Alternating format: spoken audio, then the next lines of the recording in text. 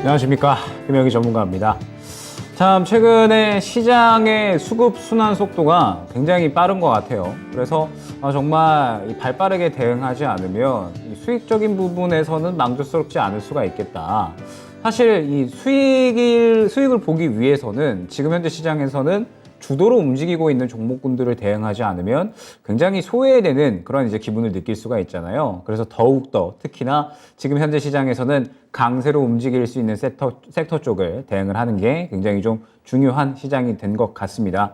그렇기 때문에 역시나 저번 강의에서처럼 이번 강의에도 중소형주 강세장이 계속해서 이어지고 있기 때문에, 그러면서 이 코스닥의 강세인 이러한 시장이 계속해서 이어지고 있기 때문에 이러한 장세에서 어떻게 대응을 할 것인가에 대해서 오늘 또 이야기를 해보려고 합니다.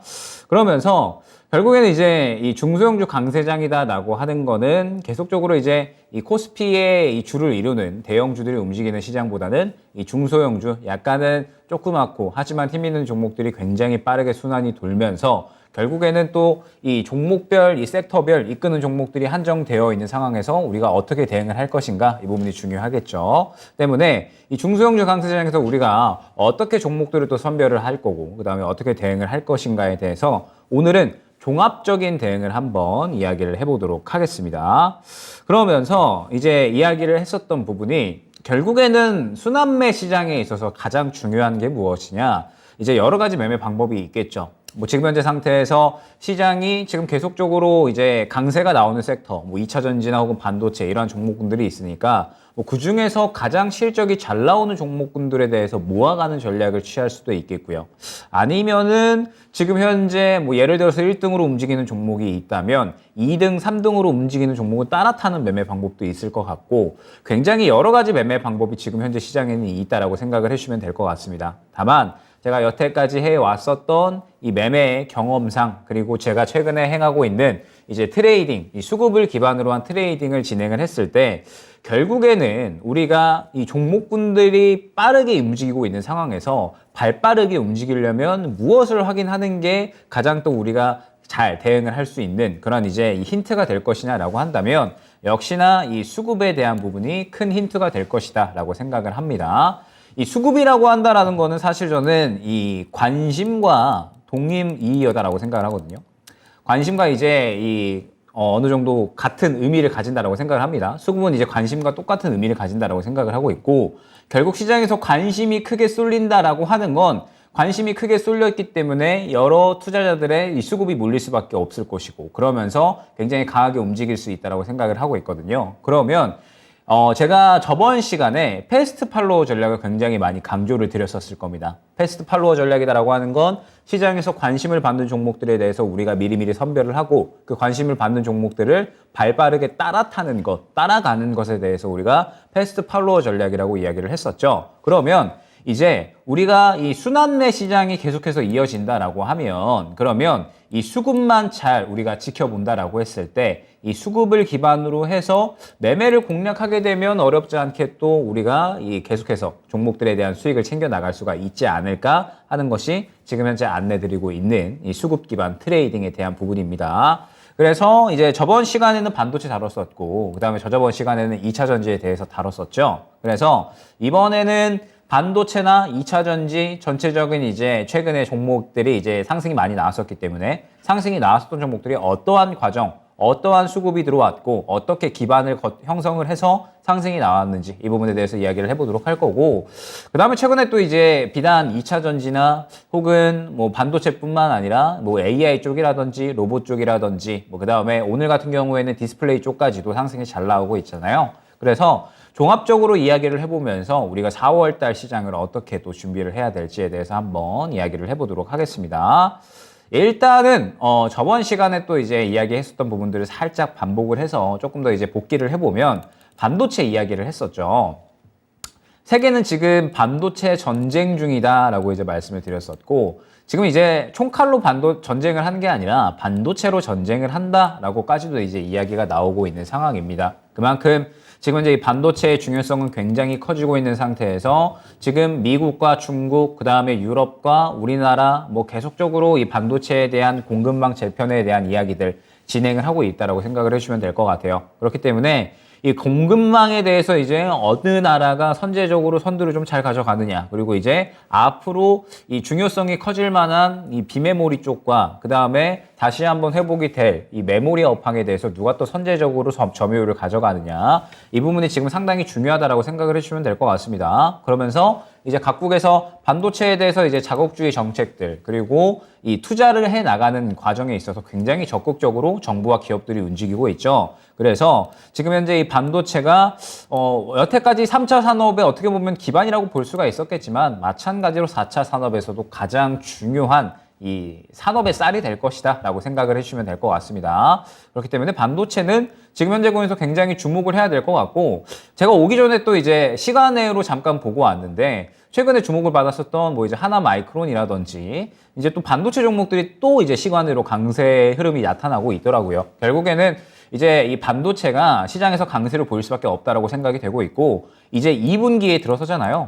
2분기에 들어서면 반도체는 이제 이 바닥에 대한 기대감이 더욱더 크게 드러나기 시작을 할 겁니다. 왜냐하면 이제 마이크론 테크놀로지와 그 다음에 이제 SK하이닉스, 뭐 삼성전자 다 LG의 실적 발표를 할 텐데, 사실 실적이 어닝 쇼크 나올 것은 다 예상을 하고 있는 상태죠. 그러면 이제 실적이 2분기에는 바닥을 잡고 3분기에는 완전히 회복을 할 것이다라는 기대감이 형성이 될 거라서 2분기에는 반도체에 대해서는 사실 꾸준히 봐야 됩니다. 수급 들어가는 종목들, 뭐 소부장 할 것 없이, 디자인 하우스 할 것 없이 다 꾸준하게 지켜봐야 되는 섹터다라고 생각을 해주시면 될 것 같아요. 그래서 지금 이제 또 시간으로 움직여주고 있는 것 자체가 반도체 쪽에 굉장히 수급이 잘 살아있기 때문에 순환매가 또 이어지고 있다. 오늘은 디스플레이였고 내일은 또 반도체가 가겠구나, 이렇게 생각을 해주시면 될 것 같습니다.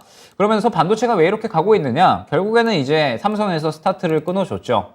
삼성에서 반도체 벨트, 그러니까 이제 이 삼성에서 우리나라 국내에 이제 국내 최대 클러스터를 만들면서 밸류 체인을 만드는 거죠. 그리고 이 밸류 체인의 가장 중요한 부분은 역시나 파운드리가 될 것 같습니다. 용인에 이 굉장히 큰 약 215만 평 정도의 이제 부지를 새롭게 이제 선정을 했고, 거기에 파운드리와 첨단 메모리가 주를 이루게 될 예정에 있죠. 그러면서 이제 기존의 기흥, 화성, 평택에 이제 형성이 되어 있었던 메모리 단지와 함께 세계 최대 반도체 클러스터를 형성을 할 것이다 라는 이제 이야기가 최근에 나왔죠. 그러면서 결국에는 시간으로 지금 또 강세 보여주고 있는 하나마이크론이라든지, 아니면 뭐 최근에 또 이제 물적 분할 이슈 있었긴 했지만 뭐 DB 하이텍이라든지 이런 종목들이 지금 강세 보이고 있는 게 삼성이 스타트 끊어줬다라고 생각을 해주시면 됩니다. 그런데 삼성이 스타트를 끊었던 부분이 역시나 파운드리 쪽과 첨단 메모리 쪽에 비중이 쏠려 있다 보니까 관련주 쪽에 지금 현재 강하게 수급이 몰리고 있다라고 생각을 해주시면 될 것 같아요.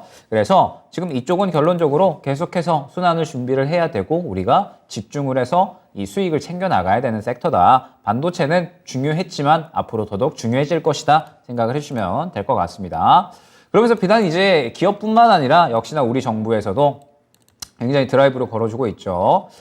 새해 들어서 K칩스법에 대한 논의가 됐고, 그에 따라서 이제 반도체 종목들이 바닥을 잡는 데 도움을 줬다라고 하면, 지금 이제 통과가 되면서 결론적으로는 이제 K칩스법에 따라서 반도체 종목들이 또 드라이브가 걸려줄 수 있는 환경이 만들어진 겁니다. 그래서 결국에 올해 저는 종목들의 이 강세의 배경을 보게 되면 역시나 정부와 기업이 가릴 것 없이 투자를 굉장히 강한 폭으로 하고 있는 쪽, 이쪽이 올해는 결국에 키워드가 될 것 같거든요. 2차 전지도 마찬가지예요, 사실. 2차 전지도 지금 정부 기업 할 것 없이 전체적으로 드라이브 걸어주고 있고, 디스플레이 같은 경우에도 오늘 이제 LG 디스플레이에서 LG 전자에 1조 차입한다. 그러면서 이쪽을 OLED 쪽으로 이제 투자를 할 거다라는 이야기가 나오면서 결과적으로는 굉장히 강세가 나왔잖아요. 결국에는 이러한 부분들이 다 이제 어느 정도 이야기가 나오는 겁니다. 디스플레이 쪽도 지금 정부에서 드라이브 걸어줄 예정에 있잖아요. 지금 이 세계의 이 디스플레이 1위 자리를 다시 재탈환하겠다, 이러한 이야기를 하면서 올해 이제 키워드는 정부와 기업의 합동 투자, 이 부분이 저는 키워드가 되지 않을까.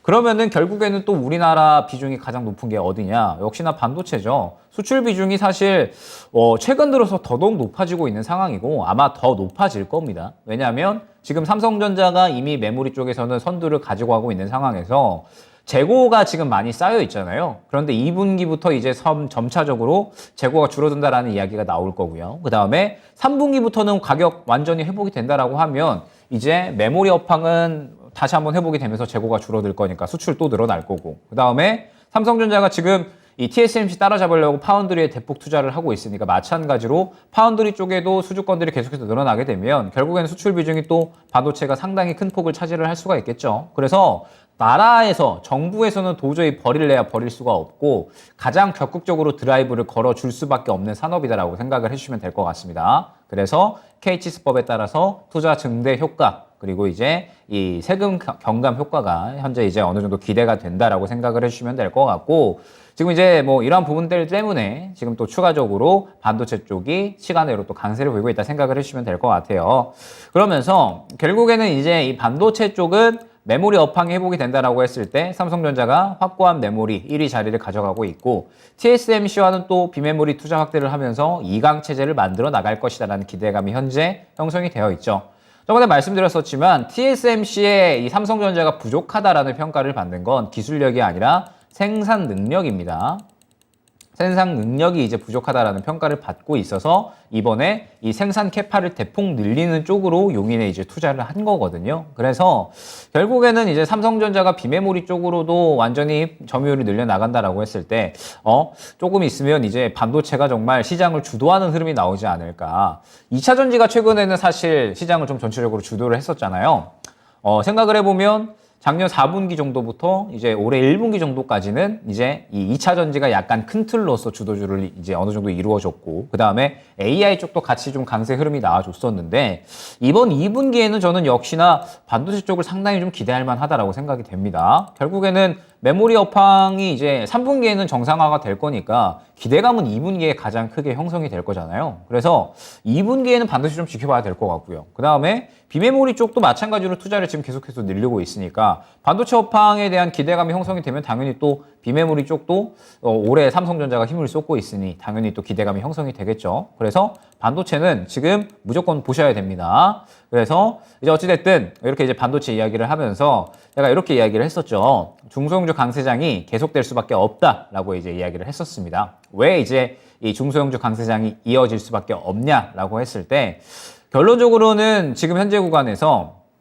코스피 차트를 잠깐 이제 보고 갈게요. 코스피 차트. 요건 이제 어제 기준입니다. 어제 기준 코스피 차트인데 코스피는 지금 사실 올라갈 만한 원동력 자체가 많이 이제 죽어있는 상태다라고 생각을 해주시면 될 것 같아요. 결국에는 삼성전자나 SK 하이닉스나 혹은 그 외에 이제 코스피 종목들, 대형주들이 좀 끌고 가는 흐름이 나와줘야 되는데 사실 코스피 쪽에는 뭐 삼성전자나 SK 하이닉스도 있지만 3차 산업의 약간의 성장성의 한계가 보이는 종목들도 좀 많이 포함이 되어 있잖아요. 그래서 코스피가 지금 그렇기 때문에 사실 이 2,500 구간을 뚫어내지 못하고 한계를 계속해서 좀 보여주고 있는 겁니다. 성장성이 지금 어느 정도 정체되어 있는 그러한 종목군들이 많이 또 포함이 되어 있다 보니까 대형주 쪽으로는 지금 매기가 많이 형성이 안 되고 있는 거죠. 그래서 코스피는 지금 2,500 구간을 도무지 뚫어줄 생각을 하고 있지 않은 거고 지금 코스닥 같은 경우에는 계속해서 추세를 상승으로 높여주고 있고요. 그러면서 아마 이러한 흐름은 추가적으로 유지가 될 수 있다는 생각을 충분히 하고 있습니다.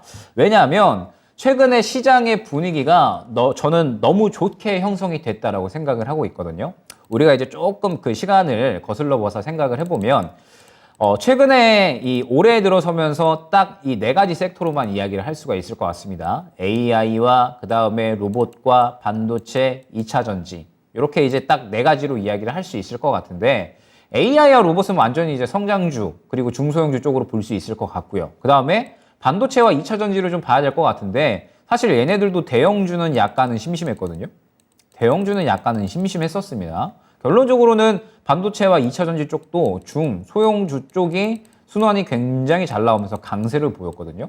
그렇기 때문에 결국에는 올해는 이렇게 네 가지 섹터 그러면서 결국 반도체나 2차 전지도 중소형주가 강세를 보였고 지금 현재 디스플레이 쪽이 오늘 수급이 굉장히 강하게 들어갔는데 LG 디스플레이가 약간 끌고 가는 흐름이 나왔잖아요.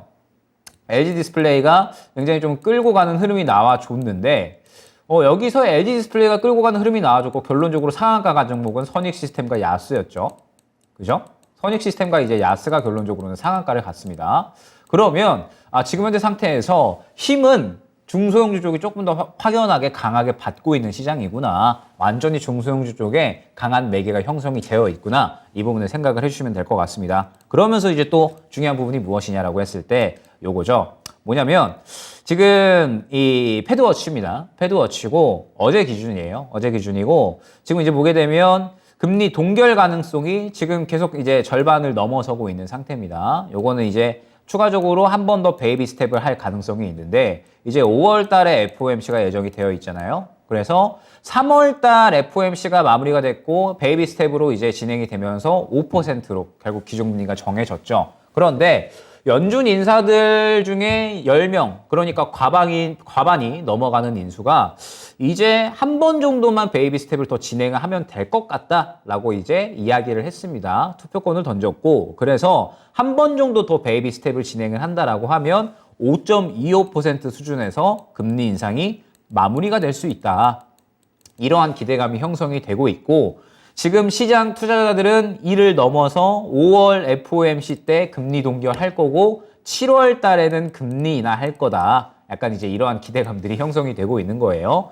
요거는 이제 사실 항상 시장 투자자들은 좋은 그림 그리고 이제 약간 보고 싶은 것들 요것을 좀 보는 경향이 있잖아요. 그래서 조금 이제 7월 달에 금리 인하를 하는 이런 기대감까지 약간 조금 더 나아갔다라고 생각을 해주시면 될 것 같은데 사실 이제 연준은 원래 또 이번 달에 빅스텝을 원했었다라고 저는 생각을 하고 있기 때문에 너무 이제 이 금리 인하까지 당장에 이 생각을 하는 건 아닌 것 같고 어찌됐든 5월 달에 과연 이제 금리 동결이 될 거냐 혹은 이제 베이비 스텝을 진행할 거냐 이 부분을 봤을 때 저는 베이비 스텝만 진행을 한다라고 하더라도 저는 나쁘지 않을 것이다라고 생각을 하고 있어요.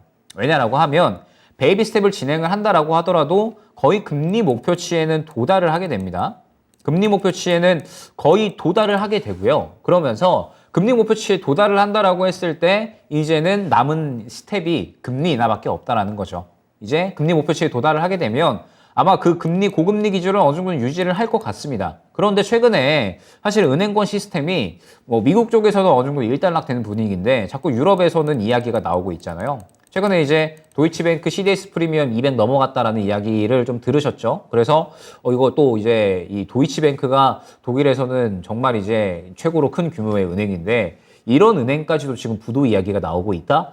이거 너무 위험한 거 아니냐라는 이제 우려감이 형성이 되고 있어서 사실 이 금융 시스템이 한번 이제 연쇄적으로 한번 이제 이 뱅크런 사태가 일어나게 되면 일반적으로 연쇄적으로 또 뱅크런 사태가 일어날 만한 우려감이 이제 형성이 되어 있거든요. 왜냐하면 리먼 브라더스 사태 때 한 번 터지고 나서 이게 연쇄적으로 빠바방 걷잡을 수 없이 터지다 보니까 결국에는 금융 위기까지도 간 거거든요. 그래서 이제 이러한 은행 위기들이 자꾸 터지다 보니까 결국에는 FOMC 연준에서도 지금 현재 눈치는 봐야 된다라고 생각을 해요. 그래서 뭐 지금 현재 구간에서 어느 정도 금리를 여기서 더 과도하게 올리기에는 분명하게 힘들 것이다라고 생각을 하고 있고 그렇기 때문에 베이비 스텝을 진행을 한다라고 하더라도 시장에는 그렇게 큰 위협이 될 것이다라고 생각을 하지는 않습니다. 지금은 은행 시스템이 안정이 잘 되기만 하면 시장은 그렇게 큰 문제는 없을 것이고 매매하기엔 나쁘지는 않을 것이다라고 생각을 해요. 그러면서 제가 이제 한번 그 이야기를 드렸었던 부분이 뭐냐면 만약에 이제 금리 동결까지도 되게 된다라고 했을 때 성장주의 투심이 확대되고 유동성이 확대가 된다라는 부분이겠죠. 결국에는 최근에 이제 이걸 보면서 이 부분을 또 확인을 할 수가 있을 것 같아요. 금리 동결에 대한 기대감 그리고 지금 현재 베이비 스텝을 진행을 하면서 비트코인이 3천만 원 중반대 최근에 이제 4천만 원까지 노렸었죠. 3,800만 원까지 이제 올라갔었으니까 그러면서 상승세를 정말 강하게 보여줬었습니다. 그런데 다들 알고 계시겠지만 사실 비트코인이 여타 우리 이 주식시장의 성장주나 기술주보다도 더욱더 위험자산에 속하는 기술주의 성격을 갖고 있죠. 왜냐하면 비트코인은 이렇다 할 만한 실체가 없잖아요. 그런 상태에서 이제 기술력이 집약되어서 코인이라는 형태로 나타나 있고 시세가 형성된 거기 때문에 사실 우리 이 기술주나 성장주라고 한다면 그래도 기업이 있잖아요. 그런데 비트코인은 이제 그러한 실체가 없기 때문에 더더욱 위험자산에 형성이 된다고 생각을 해주시면 됩니다. 근데 비트코인이 이제 이렇게까지 움직였다. 그러면 결국에는 주식시장도 마찬가지라고 생각을 해주시면 될 것 같아요. 금리 동결 기대감이 커지면 커질수록 성장도 수심 확대가 되고 유동성도 확대가 된다라고 생각을 해주시면 될 것 같습니다. 그런데 만약에 금리 동결해주면 시장은 다시 유동성이 크게 확보가 될 거고요. 베이비 스텝을 진행을 한다라고 하더라도 결국에는 금리 목표치에 거의 도달을 하기 때문에 이 부분은 투심이 망가지는 역할은 하지 않을 것이다. 오히려 투심이 견조하게 유지되는 데에는 분명하게 한몫을 해줄 것이기 때문에 지금 현재 구간에서는 매매에 대한 부분은 그렇게 걱정을 하지 않아도 될 것 같아요. 그러면서 역시나 올해 중요한 키워드가 무엇이냐라고 했을 때 기대감과 성장성이 폭발되는 성정성이라고 나왔네요. 성장성. 예, 기대감과 성장성이 폭발되는 섹터가 결국엔 중요하다라는 거예요. 그러면서 여기서 이제 또 추가적으로 이야기를 하자면 기업과 정부의 투자가 상당히 드라이브가 걸리는 쪽, 이게 중요하다라는 겁니다.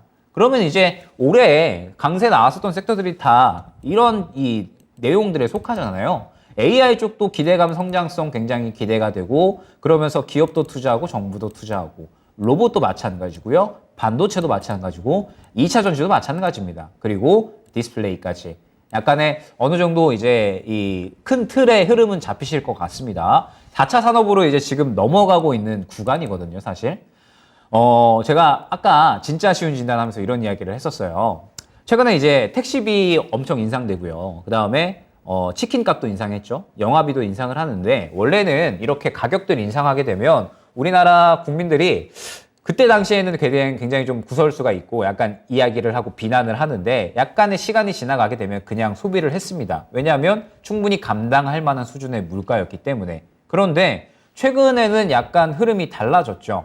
사실 영화비나 택시비나 혹은 물가 꾸준히 올라가고 있었는데 소비는 잘 되어 왔었거든요. 그런데 최근에는 물가 올리니까 택시 이용 안 하고요. 영화 안 봅니다. 그래서 지금 영화 산업과 택시 기업들 다 도산할 거다라는 우려감들이 상당히 커지고 있어요. 그리고 치킨도 지금 배달비 포함하면 3만 원 시대가 이제 열린 거거든요, 사실. 그런데 치킨도 지금 요새 한 달에 5번 시켜 먹을 거 한두 번만 시켜 먹는다, 이런 분들 굉장히 많고, 요새 이제 치킨 그냥 안 시켜 먹고 집에서 그냥 해 먹는다, 요새 이 노브랜드 마트나 이런 데서 잘 나온다, 약간 이제 이런 이야기들이 많거든요. 그래서 결국에는 이게 뭐냐, 3차 산업으로는 이제 어느 정도 성장성이 한계가 되어 정해져 있다라는 겁니다. 그래서 이제 이쪽으로는 지금 성장성이 한계에 도달을 해 있기 때문에 우리나라 GDP도 지금 계속해서 이제 고정되어 있는 상태고, 그러다 보니까 또 물가는 전체적으로 올라가잖아요. 그래서 이제 돈 쓰기가 힘들어지는 거죠. 그러다 보니까는 결국에는 4차 산업으로 빠르게 전환을 해서 이쪽으로 또 어느 정도 선두하는 그러한 역할을 해주어야 결론적으로는 이제 다시 한번 또 성장성이 올라가고 우리나라 또 GDP가 성장하는, 결국에 우리나라가 다시 한번 또 성장을 할 수 있는 그러한 이제 계기가 되겠죠. 우리나라는 여태까지 굉장히 고성장을 해오다가 최근에는 성장에 대한 진척도가 굉장히 좀 낮아졌다라고 생각을 해주시면 됩니다. 지금 1%대, 2%대 왔다 갔다 하고 있고 거의 지금 제자리 걸음이다라고 생각을 해주시면 돼요. 그래서 지금 그렇기 때문에 4차 산업으로 빠르게 넘어가면서 우리나라가 기술력을 끌어올려야 결국에는 또 이 4차 산업으로서 이제 자리를 잡고 확실하게 이 부분에서 선도할 수 있다라고 생각을 해주시면 될 것 같습니다. 그러다 보니까 지금 기업과 정부에서 여기서 먹거리를 찾아야 되니까 마구 이제 투자를 하고 있는 거거든요. 그리고 그 마구 투자가 되는 대표적인 4가지 섹터가 올해 주목을 받은 겁니다. AI, 로봇, 2차 전지, 반도체, 그리고 디스플레이까지. 그래서 지금 이 기대감과 성장성이 폭발하는 쪽은 계속해서 봐야 되고, 기업과 정부가 투자하는 쪽은 계속해서 지켜봐야 된다라는 점이 핵심인 것 같은데, 사실 이러한 쪽들은 어떻게 이제 우리가 접근을 해야 되느냐, 이게 결국에는 이제 문제인 거잖아요. 우리가 어떻게 시장에서 지금 오늘 당장의 디스플레이가 갑자기 이렇게 수급을 받을지를 어떻게 이제 알겠느냐라는 거죠. 그런데 먼저 알 필요가 없다라는 겁니다. 결론적으로는 먼저 알 필요가 없다라는 거고, 오늘 디스플레이가 수급이 유입됐잖아요. 그러면 시장의 관심을 굉장히 크게 받은 겁니다. 그러면 디스플레이를 미리 잡았어야 되는데, 물론 좋은 관점이죠. 디스플레이 미리 이제 잡았으면 올해 디스플레이 1분기부터 바닥 잡을 거다라는 기대가 많이 나왔고, 정부에서 계속적으로 디스플레이 쪽에 드라이브 걸 거다라는 이야기 많이 나왔었고요. 하반기에 실적 회복할 거다라는 이야기 많이 나왔어서 사실 1분기부터 충분히 모아가도 되는 섹터였습니다. 그런데 그러면 시간이 길게 걸리고 언제 관심을 받을지 모르잖아요. 그래서 디스플레이가 일단은 좋다라는 부분은 이제 우리가 어느 정도 파악을 하고 있는데, 오늘 이렇게 수급이 유입이 돼버렸다. 그러면 지금 현재 디스플레이는 우리가 어느 정도 또 대응을 하면서 단기적인 트레이딩을 하게 되면 어렵지 않게 수익을 챙겨 나갈 수가 있겠구나. 왜? 오늘로써 완전하게 시장의 관심을 강하게 받았기 때문에 그래서 우리가 이제부터 디스플레이는 그냥 트레이딩적으로 쉽게 수익을 챙겨 나가면 되는 겁니다. 시장에 관심을 받았기 때문에 이대로 이 흐름이 멈추지는 않을 거거든요. 추가적으로 흐름이 더 나올 겁니다. 이번 주든 다음 주 정도까지든. 그러면은 그 구간 동안에 또 우리가 즐겨주시면 되는 거예요. 지금 현재 디스플레이의 상승을. 그렇기 때문에 항상 저는 이 수급과 이 시장의 관심, 요거를 굉장히 좀 중요하게 보셔야 된다라고 이제 많이 강조드려서 말씀을 드리고 또 드리고 있습니다. 그러면서 제가 이제 뭘 말씀을 드릴 거냐면 결국에는 이 사실 말로만 하면 잘 또 이해가 안 되잖아요. 그래서 시장의 관심이 어떻게 지금 유입이 되고 수급이 유입이 됐는지, 그리고 그 시장의 관심과 수급을 기반으로 어떻게 상승을 보여줬는지 우리가 1월부터 3월까지 종목들을 보면서 흐름들을 한번 볼 겁니다. 그러면서 이러한 수급이 확인됐을 때 우리가 관심을 갖고 지켜보게 되면 어느 정도 이 힘을 모았다가 다시 재탄력 나오는 구간에 우리가 트레이딩적으로 접근을 할 수 있겠구나. 이게 바로 중소형주 이 강세장에서 수급을 기반으로 한 트레이딩 매매, 제가 가장 주요하게 진행하는 매매 방법이다라고 생각을 해주시면 될 것 같습니다. 자, 그러면서 한번 보게 되면요. 일단은 뭐 첫 번째 종목은 가장 또 이제 이 전설의 종목이죠. 레인보우 로보틱스입니다. 레인보우 로보틱스고 역시나 이제 1월부터 잘라서 가져온 거예요. 그래서 삼성전자 대상 유상증자 결론적으로 이제 삼성전자가 지분 투자를 했다라는 거죠. 그래서 급등을 했다라고 생각을 이제 해주시면 될 것 같은데, 레인보우 로보틱스를 만약에 이제 제가 본다라고 하면 제가 레인보우 로보틱스를 꾸준하게 관심을 갖고 보고 있었겠느냐? 저는 절대 아닙니다. 만약에 제가 레인보우 로보틱스를 관심주로 설정을 했다라고 한다면 저는 이 구간과 그 다음에 이 구간, 그리고 이 구간, 그리고 이제 한 요 정도 구간이 확인됐을 때 그때 관심주로 저는 담을 것 같거든요. 이 수급이 확인됐을 때 지금 현재 시장에 수급이 굉장히 긍정적으로 들어가 줬고 관심이 살아있고 수급이 또 살아있는 상태니까 그러면 다시 재상승이 나오는 구간에 트레이딩으로 접근을 해야겠다. 왜? 지금 현재 이 단가에 수급이 들어갔다라는 건 약 요 정도 단가에서 이 수급이 들어갔다라고 하는 건 결국에는 이 단가의 메리트를 느꼈다라는 거잖아요. 그러면 이 단가 대비 당연히 추가적인 상승이 나올 수밖에 없다라는 거니까 그러면 수급이 강하게 들어가는 구간을 우리가 잘 파악만 하고 관심을 받는 구간을 잘 파악만 하면 수급이 살아있는지를 잘 파악만 하면 우리가 다음 재탄력이 나오는 구간에 쉽게 접근을 할 수 있다는 겁니다. 그래서 레인보우 로보틱스는 만약에 저라면 이 정도 구간에 관심 종목으로 설정을 해서 재탄력 나오는 구간에 어느 정도 접근을 해야지라고 해가지고 이 정도 구간에 한번 수익 챙겼을 것 같고요. 그 다음에 여기 구간 확인했으면 당연히 또 이 정도 구간 한번 노렸겠죠. 이런 식으로 수급이 들어가는 구간에 대해서 계속적으로 확인을 하면서 다음 재탄력 구간을 노려주는 겁니다. 자, 그 다음에 IS 동서라는 종목이 있었어요. 이제 이 종목은 최근에는 약간 쉬어가고 있는 종목인데 그때 당시에 2차전지 재활용 기업 TMC를 인수를 한다라는 이슈가 나오면서 급등을 했었습니다. 그러면서 이제 보게 되면 마찬가지죠. 지금 수급이 계속 부재하는 흐름이 분명하게 있었습니다. 수급이 없었죠. 수급이 없었는데 갑자기 눈에 띄는 수급이 들어왔고 굉장히 살아있는 양봉이 나와줬습니다. 그러면 마찬가지죠. 이 단가에 매력도를 느꼈다라는 거고 그래서 이 구간에 돈이 강하게 들어온 겁니다. 수급이 강하게 들어왔고 관심을 받은 거죠. 그러면 이때 우리는 이 종목을 관심주로 설정을 하는 겁니다. 그러면서 계속해서 지켜보고 있다가 이제 요 정도 구간이 나왔을 때 강한 이 흐름이 나온다, 수급이 몰린다라고 하면 이제 이때부터 접근을 준비를 해주시면 되는 거예요. 그러면은 이제 종목들을 접근하는 데 있어서 굉장히 쉽게 우리가 종목을 선별을 할 수 있다라는 부분이 중요한 겁니다. 수급이 들어가는 종목들에 대해서 이제 우리가 접근을 하게 되면 결국엔 이 수급을 기반으로 해서 재탄력이 나오는 구간이 반드시 나올 수밖에 없다라는 거기 때문에 이 수급을 기반으로 한 매매를 여러분들이 익히시게 됐을 때 4월 달에 강세가 나올 수 있는 종목들을 굉장히 쉽게 선별을 할 수가 있다. 이 부분이 중요한 것 같아요. 자, 그 다음에 오픈 엣지 테크놀로지, 디자인하우스 관련된 종목이죠. 오픈 엣지 테크놀로지라는 종목이고 이 종목도 지금 딱 똑같은 흐름 나오고 있습니다. 하락하다가 갑자기 저점에서 뜬금없이 굉장히 큰 수급이 들어왔어요. 그러면서 연속적으로 강한 수급이 또 들어왔는데 지금 수급이 굉장히 저점에서 활발히 살아있는 모습을 확인을 할 수가 있죠. 그러면 이 단가에서 완전히 매력도를 크게 느꼈다라는 거고 결국 이 들어온 수급으로 인해서 시장이 쭉쭉쭉쭉 자금을 밀어주고 있는 겁니다. 그러면서 추가적으로 자금을 밀어주는 구간이 또 확인됐죠. 그리고 추가적인 또 상승까지, 재상승까지.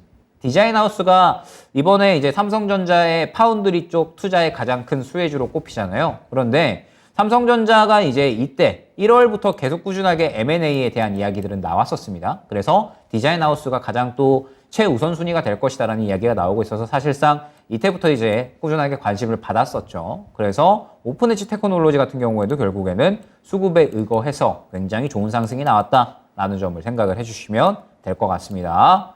자, 그 다음에 SM, 요거는 이제 반도체 쪽이나 이쪽은 아닌데 한번 참고는 해봐도 나쁘진 않을 것 같다라는 생각을 가져와 봤어요. 그때 이제 맨 처음에 상승이 나왔었던 건 이제 SM이 온라인 파트너스 주주 제안, 요거를 이제 받았었던 거예요. 행동주의 펀드잖아요. 그래서 행동주의 펀드에서 이제 SM이 지금 사업 구조가 좀 이상하다. 그래서 너네 사업 구조를 좀 고쳐야 되지 않겠느냐. 이수만 프로듀서의 이 자회사 라이크 기획에 지금 자꾸 수수료 이상하게 빠져나가고 지금 이제 이러한 이 실적이 자꾸 이상하게 새는 것들 고치고 지금 이제 SM 다시 좀 정상적으로 회사 운영하자 이러한 이야기를 했잖아요. 행동주의 펀드에서. 그래가지고 이때 수급이 처음 들어왔었고 이 수급으로 쭉쭉쭉 치고 나가다가 결국에는 이제 카카오 이슈까지 번지게 되면서 인수전이 이야기가 나왔고 그러면서 쭉쭉쭉 상승이 나오게 된 겁니다. 그래서 결국에는 SM도 이 수급 이 저가에 굉장히 강하게 수급이 들어온 이 구간을 확인을 했다라고 하면 그러면 이제 이때부터 관심 종목이 되는 거예요. 이때부터 관심 종목으로 우리가 넣어놓고 이제 재탄력 나오는 구간에 우리가 접근을 해야지. 왜냐면 이미 수급이 강하게 들어왔으니까 수급이 강하게 들어왔으면 이 수급에 의거해서 재상승이 나올 수밖에 없다라고 생각을 해주시면 될 것 같거든요. 그래서 그대로 재상승이 나온 모습 그리고 또 이때도 수급 밀어줬으니까 추가적으로 연속 상승이 나오는 모습까지 확인을 할 수가 있었습니다. 자, 그 다음에 반도체 SNS텍이죠. SNS텍이고 SNS텍은 미세 공정 쪽이다라고 생각을 해주시면 될 것 같아요. 미세 공정 쪽인데 사실 이때 이제 이 주목을 처음 받았죠.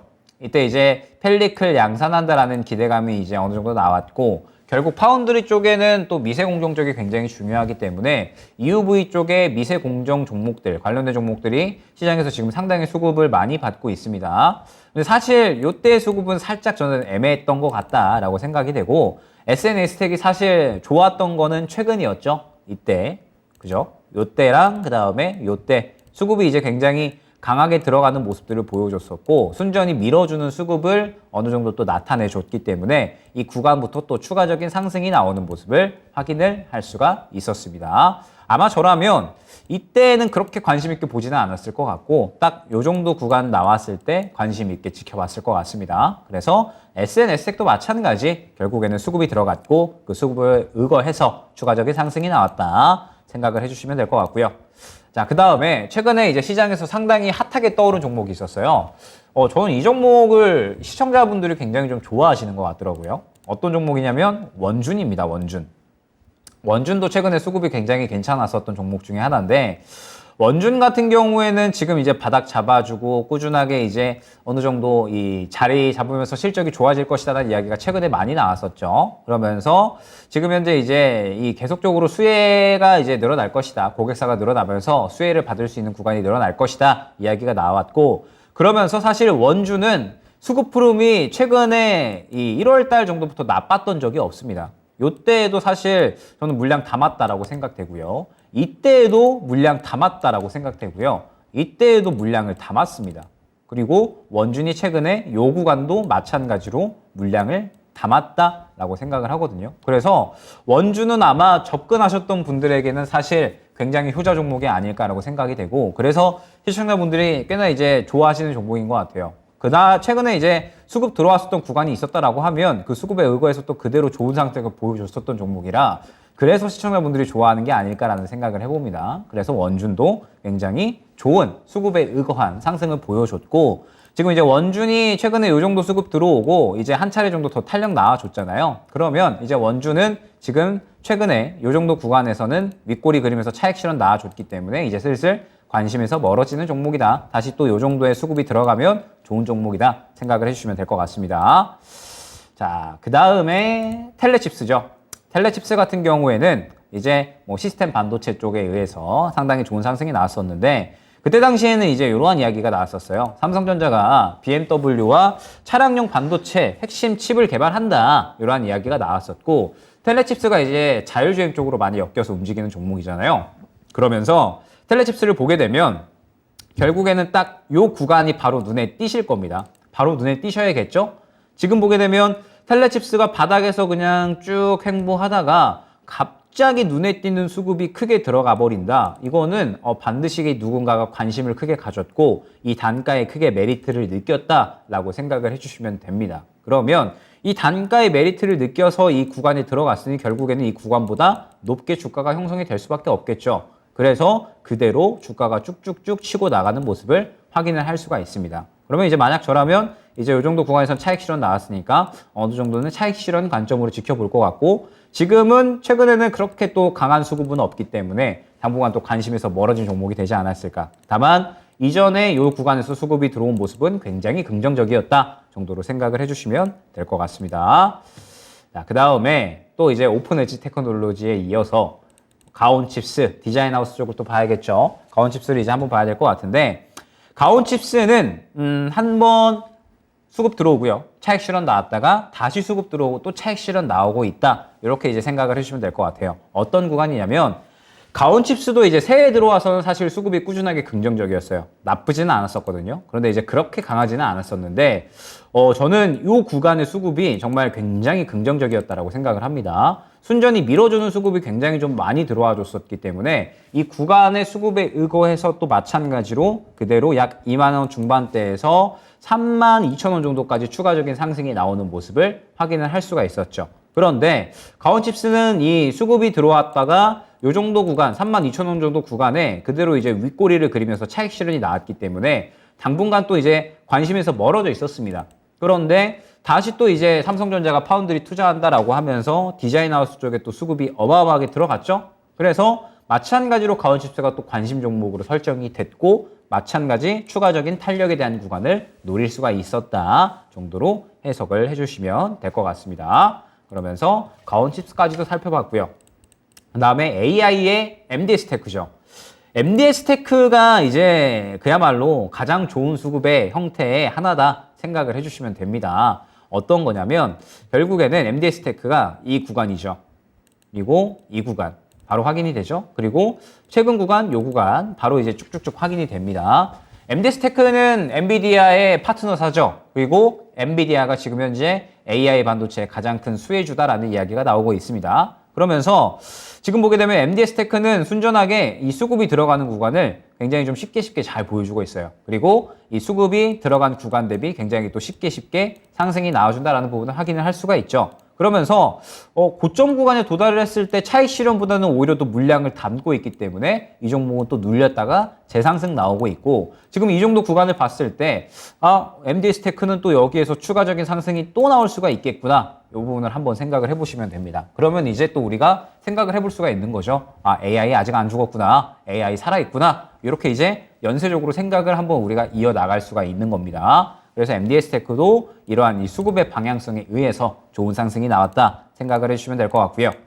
다음에 나노 신소재입니다. 나노 신소재도 마찬가지로 굉장히 이제 여러분들께서 좋아하시는 종목이죠. 그러면서 나노 신소재도 마찬가지 구간입니다. 마찬가지 구간이고, 사실 저는 이러한 그림은 그렇게 좋아하지 않기는 하거든요. 연속적으로 이제 상승이 쭉쭉쭉 나와버리면 너무 이제 또 리스크를 생각을 해야 되기 때문에 연속적으로 이렇게 상승이 나오는 그림을 별로 좋아하지는 않는데, 다들 알고 계시다시피 나노 신소재가 워낙에 또 좋은 종목이라서 수급이 들어가 버리니까는 그냥 쭉쭉쭉 이 수급이 또 마찬가지로 연속적으로 들어오게 되면서 좋은 상승이 나왔다라고 생각을 해주시면 될 것 같고, 최근은 약간은 차익 실현에 대한 부분에 이 심리가 좀 높지 않나라고 생각이 돼서 나노 신소재는 지금은 살짝 힘이 돌아올 때까지 기다려야 되지 않나 생각이 됩니다.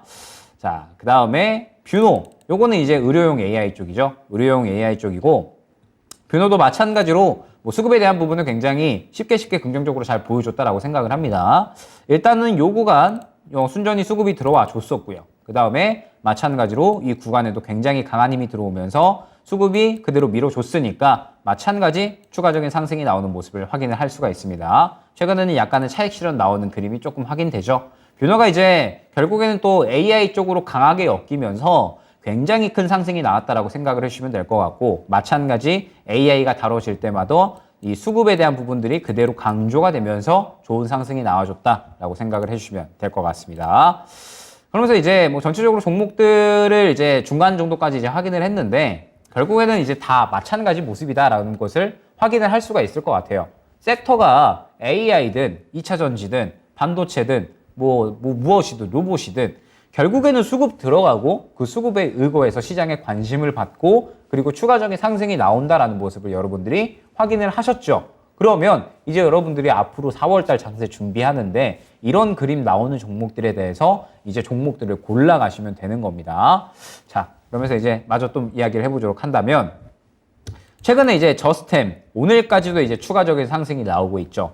그런데 저스템이 정말 이제 저는 수급 흐름이 너무 좋지 않았나라고 생각을 합니다. 왜냐하면 지금 이제 찔러주는 수급들이 있었는데 순전히 이제 또 밀어주는 수급들이 조금 많았거든요. 그래서 이때 이 수급이 들어오면서 요때 이제 차익 실현 나왔죠. 그런데 다시 또 요때 수급이 또 들어가 줬습니다. 수급이 또 굉장히 강하게 들어가 줬기 때문에 이때 다시 또 관심 종목으로 봐야겠죠. 그러면서 이제 다시 재탄력 나오는 구간이 있으면 저스템은 접근해야겠다라고 생각을 해주시면 될 것 같은데, 이 단가가 10,000원부터 12,000원, 14,000원 정도까지니까 이 정도 구간 이상까지는 노릴 수 있다라고 생각이 되고, 그러면 저스템이 이 정도 구간 나왔을 때는 조금 더 지켜볼 수가 있었겠죠. 그러면서 아니나 다를까 굉장히 좋은 상승이 나왔다. 수급이 최근에 굉장히 잘 들어가 줬기 때문에 이 구간의 수급으로 인해서 굉장히 좋은 상승이 그대로 이어졌다 생각을 해주시면 될 것 같습니다. 저스템이 굉장히 좋은 기업이죠. 잘 알려져 있지 않기는 하지만 굉장히 세계적으로 기술력을 보유한 기업입니다.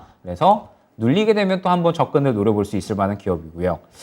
자, 그 다음에 강원에너지 리튬입니다. 리튬은 사실 최근에 가장 좋았었던 것 같아요.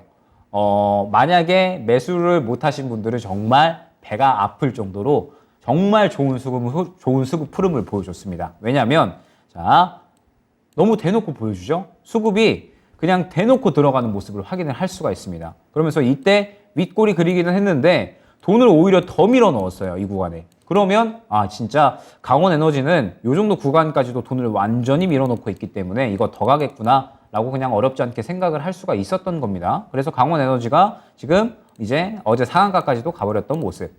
그러면 이제 강원에너지는 추가적인 탄력도 기대를 할 수가 있을 것이고, 이 정도 수급까지 들어와 줬다라고 하니까 정말 이제 연속적으로 좋은 상승이 나오는 모습을 확인을 할 수가 있죠. 리튬 쪽이 저는 최근 시장에서 가장 좋은 수급 흐름을 보여줬다라고 생각을 하고 있어서 수급 매매를 도전해보고 싶다, 나는 연습을 해보고 싶다라고 하시면 최근 리튬 관련된 종목들 한번 보시면 좋을 것 같아요. 리튬 관련들이 정말 좋은 수급 흐름 많이 보여줬습니다. 그래서 이제 뭐 어반 리튬, 뭐 광무, 하이드로 리튬 다 마찬가지예요. 금양도 마찬가지고 정말 좋은 수급 흐름 잘 보여줬었던 종목이다 생각을 해주시면 될 것 같고요.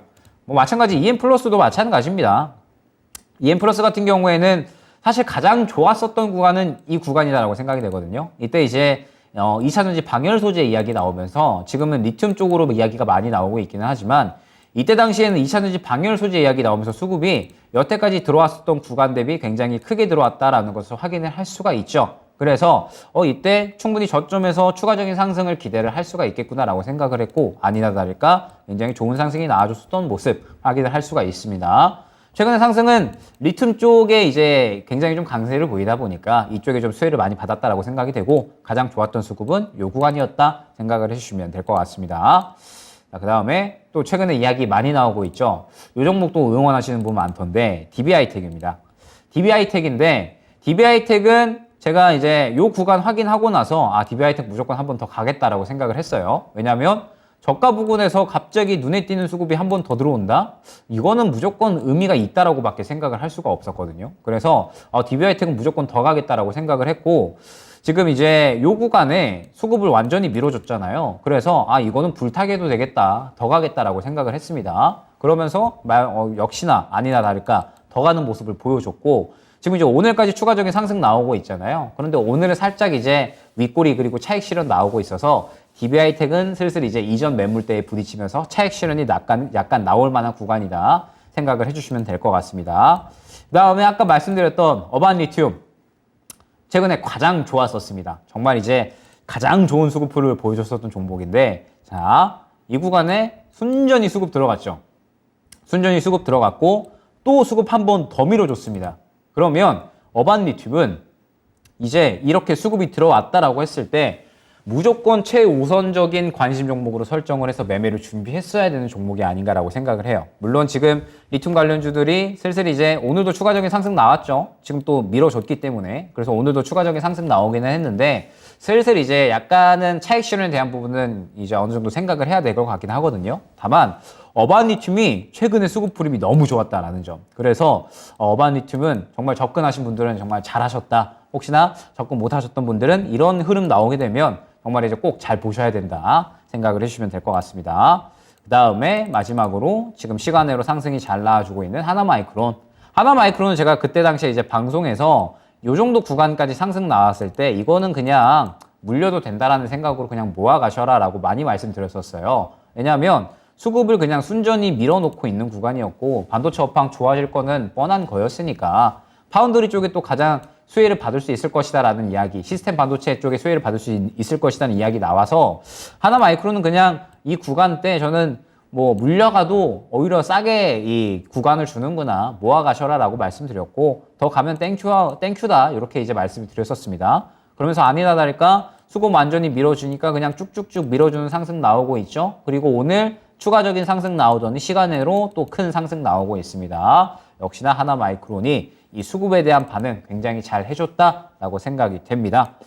자, 그러면서 결국에는 이제 이 종목들에 대한 전체적인 정리를 한번 해봤는데 이겁니다. 결론적으로 봤을 때 오늘 그리고 최근 올해 시장을 보게 되면 1차적으로 강한 수급이 유입되는 부분을 한번 보셔야 돼요. 강한 수급이 유입이 된다라고 하는 거는 결국에는 시장에서 관심을 받는다라는 거고 그 관심이 1차적으로 끝나지를 않는다라는 거예요. 지속된다라는 거거든요. 계속해서 쭉쭉쭉 이어진다라고 생각을 해주시면 좋을 것 같고 그 관심도가 지속되면서 수급이 지켜지다 보니까 순환이 그쪽에서 또 이어지는 형태가 나오는 겁니다. 오늘 또 시간으로 반도체 가는 거 보면 딱 알 수 있으시죠? 지금 현재 수급이 들어가는 쪽들은 관심이 계속해서 이제 지켜지다 보니까 순환이 계속해서 강하게 나온다라고 생각을 해주시면 될 것 같아요. 때문에 오늘 디스플레이 쪽에 수급이 들어갔다. 전 디스플레이 이제 매매할 준비해야 된다라고 분명 말씀드렸죠. 디스플레이 쪽은 물론 살짝 상승이 좀 많이 나온 종목군들이 있기는 한데 아직 살짝 상승이 덜 나왔는데 수급 들어간 종목군들에 대해서는 충분히 매매가 접근 가능하다라는 점을 생각을 해주시면 좋을 것 같고 그러면서 이제 이 시장에서 또 새롭게 떠오를 수 있는 이 섹터들이 슬슬 나올 거예요. 왜냐하면 이제 실적 시즌에 접어들죠. 그러면서 IRA 관련된 이야기들도 충분히 시장에서 나올 것이다라고 생각을 합니다. 그러면 이제 새롭게 수급이 유입될 섹터 혹은 개별 종목에 대해서는 이야기가 나올 거다라고 생각을 하거든요. 때문에 이제 이 어느 정도 시장이 진행이 되면서 2분기로 접어들죠. 그러면서 수급이 분명하게 또 새롭게 강하게 들어가는 섹터 혹은 종목군들이 분명하게 출현을 할 겁니다. 그러면 지금 사실 2차전지나 AI나 반도체 이쪽은 또 너무 많이 순환이 나와서 새롭게 상승 나올 만한 섹터는 굉장히 좀 중요해진 구간이거든요. 그래서 디스플레이의 출현이 저는 지금 굉장히 반갑고 새롭게 이제 수급 유입되는 섹터들은 또 계속해서 이 주의 깊게 볼 예정입니다. 그래서 이 새롭게 수급이 유입될 섹터는 이번 2분기에는 굉장히 또 한번 자세히 잘 지켜보시기 바라고요. 그러면서 이제 새롭게 또 이 수급이 유입되는 이 종목들은 4월 순환매의 주인공이 될 가능성이 굉장히 높다. 말씀드렸듯이 2차 전지나 반도체, AI, 로봇이 지금 너무 많이 돌았거든요. 그래서 지금 거의 다 신고가 최고점에 도달을 해 있는 상태입니다. 그렇기 때문에 이제 약간 요런 그림에서 바닥 잡고 있다가 갑자기 이렇게 피레침 솟아올리는 수급 동반하면서 갑자기 이제 솟아오르는 이러한 종목군들 최근에 반도체와 그 다음에 디스플레이 쪽이 될 것 같아요. 이쪽이 저는 결국에는 4월 순환매의 또 약간의 주인공이 될 수 있지 않을까 아니면 이런 그림이 나오는 쪽이 또 순환매의 주인공이 될 수 있지 않을까라고 생각이 되기 때문에 혹시나 좀 쉬고 있다가 수급이 갑자기 강하게 들어가고 밀어주는 그런 이제 형태가 나온다 그러면은 반드시 관심을 갖고 지켜보시기 바랍니다. 이번 4월 달에 굉장히 주인공이 될 확률이 높다라고 생각을 해주시면 될 것 같고 그러면서 결국에는 이제 이 부분이죠. 뭐 종합적으로 강조드릴 수 있는 중소형주 순환매는 계속적으로 유지가 된다라고 봐야 돼요. 왜냐하면 FOMC도 지금 이제 이번에 잘 마무리가 됐는데 결국은 코스닥 쪽으로 계속 이 매매 수급, 매기가 몰리고 있거든요. 매기가 몰리고 있다라고 하는 거는 그쪽으로 또 수급이 계속해서 돈다라는 뜻이기 때문에 이쪽에 수급이 형성이 된다라는 거고, 그러면 우리가 이 중소형주 쪽에 앞서 말씀드렸던 수급이 들어가는 종목들에 관심이 들어간다라는 거니까 이쪽에 패스트 팔로워 전략을 유지를 한다라고 하면 우리가 또 충분히 수익을 4월 달에도 어렵지 않게 챙겨나갈 수가 있지 않을까 생각이 됩니다. 자, 그러면서 이번 이제 3강 동안에 제가 중소형주 강세장에서 살아남기에 대한 내용을 전체적으로 안내를 드렸었던 것 같아요. 지금 이제 이 중소형주 강세장이 계속해서 이제 유지가 될 것이고, 아마 이 수급적인 매매를 기반으로 했을 때 분명하게 나쁘지 않은 장세가 될 겁니다. 왜냐하면 금리 동결에 대한 기대감, 금리 목표치에 다 도달했다라는 기대감이 시장에 형성이 되고 있어서 이쪽에는 분명하게 이제 매기가 계속해서 강하게 돌 거거든요. 그래서 혹시나 이번 1분기에 나는 재미를 충분히 못 봤다. 아직 늦지 않았습니다. 2분기에도 분명하게 매매하기 좋은 환경은 유지가 될 거니까 제가 말씀드렸던 이 중소형주 강세장에서 살아남기 전략을 한번 잘 활용하셔가지고 2분기에 좋은 수익 챙겨 나가시기를 바라겠습니다. 감사합니다.